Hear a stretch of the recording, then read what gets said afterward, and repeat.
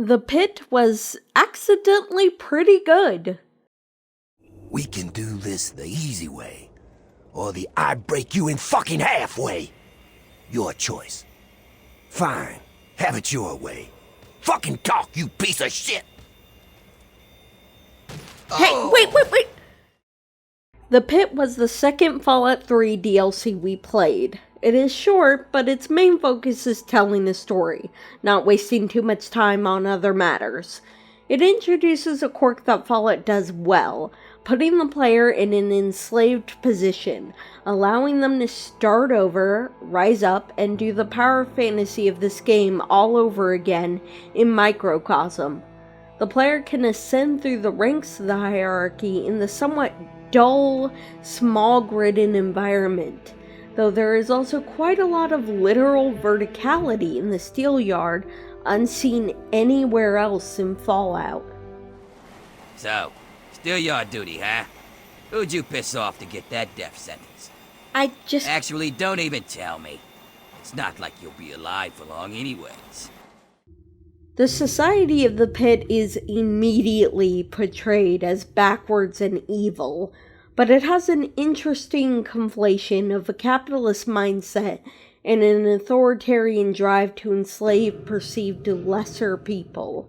It's written as if this was a thoughtless conflation, but despite that, the two concepts work together pretty well to give the player the feeling of being a wage slave, while giving commentary on the connection between late-stage capitalism and fascism that quite likely the authors didn't even realize they were giving. Asher even insists on calling the slaves workers while preaching Nazi propaganda like work will set you free. These draw a specific focus to compare modern factory workers and the slaves in the Pit, and so we have to say that this DLC's ideology is a respectable anti-fascism. Freedom is what we all work towards! Freedom from fear! Freedom from disease! Freedom to live as once we did before we were shackled by atomic fire! Who among you is prepared to fight for your freedom?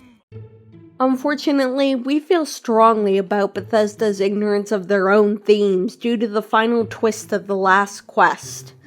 After going through the linear quest, the player joins the slavers and gets the choice to either commence the revolution or to betray the slaves by supporting the status quo. However, extra baggage is thrusted upon this choice to make it balanced or morally complicated. Choosing to do the revolution requires kidnapping a baby from slavers due to contrived technobabble. The ultimate choice of this mod is, would you free the slaves if you had to kidnap a baby from slavers? The answer is yes. You're a monster if you think otherwise. Slavery is bad.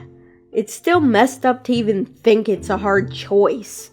The rest of the DLC is good, but the moral choice is basically an insult.